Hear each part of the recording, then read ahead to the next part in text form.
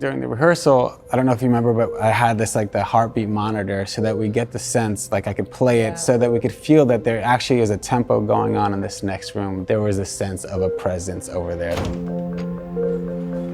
I wrote each of you and said that I had written a script with you in mind, and I was terrified just to say that because I feel like actors don't want to hear that something was written with them in mind. Aren't they solipsistic by nature? I thought that was our whole trip.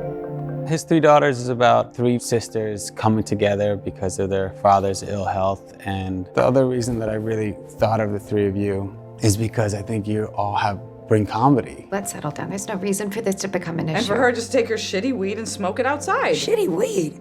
Oh, please, no, I get top shelf. Not that dog shit you smoked all day long, right? You think I forgot that? That was high school. I've grown up quite a lot since then, unlike others. Grown up, still a bitch. Rachel, Katie, no. Let's just stop. People make dark jokes and people laugh when things are terrible. And I hate when things are so serious. There's no sense of humor, because that doesn't feel like real life to me at all. And that's why they need to have more laughing at funerals. That's my platform. One unanimous thing that you all responded to, because I said, I've also sent this to Natasha, and Who I else sent was this. in it?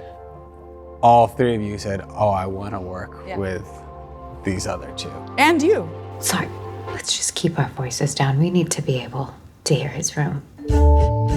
The idea of sending it to you all, and Javon as well, was just to say this is a film that exists outside of how things are normally done. It's been you this whole time in this house taking care of your dad. We'll shoot this in New York City, we'll shoot this on film, we'll be partners in this, that this would be our film ultimately. We come in this together. I think that maybe that has become a lost art form. Absolutely. Which is film and all that, and purposeful. So I think that, we're really excited to bring that back, because it's not toes it down. The scenes felt very real to me.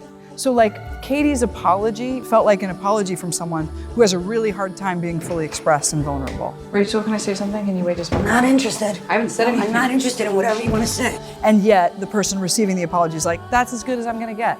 And that just all felt like real people to me. What's going on here? Well, I'm trying to apologize to her, but as you can see... Fuck your apology, for real! Yeah, I think we are all always doing a litmus test if something was too saccharine or not.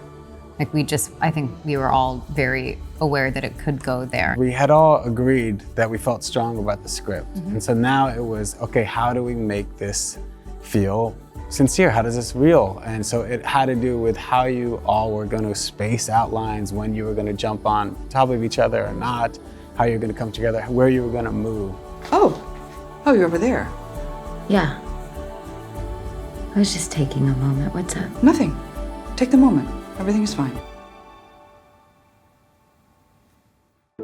You very clearly explained to us your intention of wanting us to be isolated in shots until you didn't, and when you wanted to frame us in the same frame. And I think we all just, as people who are lovers of film, got excited about that arc and story as its own element. I think every time we asked a question, it was kind of like, because of this. It was Yeah, sort of it's always very the answer. official. Nothing arbitrary. Like, there was nothing arbitrary. Everything was clear. I think that's why the film works the way it does. As our images of each other gets complicated, the audience goes on the same journey. The audience's image of the sisters gets complicated as the movie unfolds, just like we're discovering each other. I'm going to you all with a story that revolves around grief to a certain degree.